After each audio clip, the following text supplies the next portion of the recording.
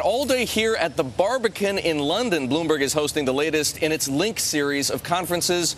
This one is called Understanding the Sovereign Debt Crisis, and Jonathan Lemco of Vanguard is one of our distinguished guests. His panel is provocatively titled, Is Sovereign the New Subprime? Jonathan is principal and senior sovereign analyst at Vanguard. He's normally based outside Philadelphia, but joining us here in London this morning. Jonathan, glad to have you. Let's get to that question right away. Is sovereign the new subprime? No. Why not? No, don't get me wrong. The sovereign crisis is a big difficulty. It's a problem.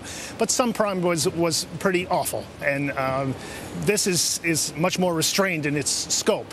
This is subprime for Greece, maybe, but the risk of contagion to other countries in Europe, I think, is really quite limited. Quite limited. All right. Well, we've heard some other people with different views. Sure.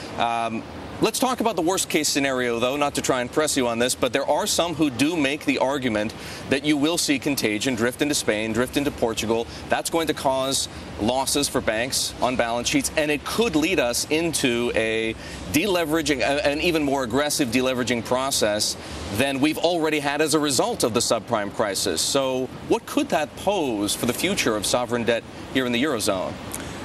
Well, worst case scenario, we're going to revisit the whole notion of the Eurozone itself. And I guess conceivably, it is possible that the thing could collapse.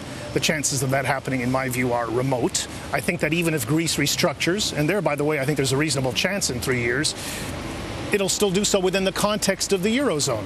Nonetheless, worst case scenario, if it spreads first to Portugal, then Spain, then Ireland, and then, God forbid, to Italy, then the whole experiment, in my view, collapses, because you cannot have a Eurozone, a viable Eurozone, without an Italy, in my view. Jonathan, let's go back to the subprime analogy for just one moment, because one of the things about the subprime crisis that ended up making it so bad is that regulators and policymakers, and many investors for that matter, and analysts, didn't see or didn't acknowledge some of what was, in some respects, hiding in plain sight. Leverage upon leverage, underwriting standards. These things were knowable.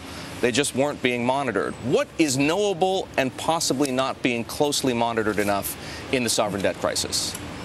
There's all kinds of debt that we have to learn more about in these countries, and it's not just public, but in particular it's private debt. Spain's a good example. Their public debt issue actually it's serious, but we know that the private debt problem is probably greater still. We need to learn a lot more about that and the extent to which that exists, and how willing are and how able are Spanish policymakers to address this in a successful way. Jonathan, with about 30 seconds left, is there any value in sovereign debt right now? Germany has been strengthening so dramatically against its peers. If you look around the Eurozone, where would you be a buyer?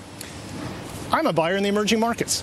I look at fundamentals in Brazil, in Panama, in Mexico. I look at fundamentals in China, for that matter. I look in Korea, and I see spreads are a little bit tight, but I believe in the fundamentals. I see fiscal prudence there. I see an opportunity for diversification. That's where I go. All right. Opportunity for diversification, just not here in Europe. Jonathan Lemco of the Vanguard Group talking to us about sovereign debt.